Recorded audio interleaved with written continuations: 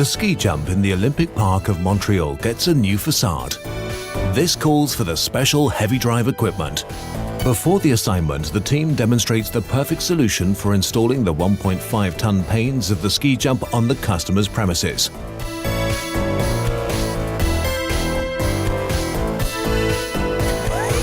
The Heavydrive VSG 1500 kmh is used. With extension arms, the system has a range of nearly 5 meters. The VSG 1500 kmh is remote controlled and features a safe dual circuit warning system.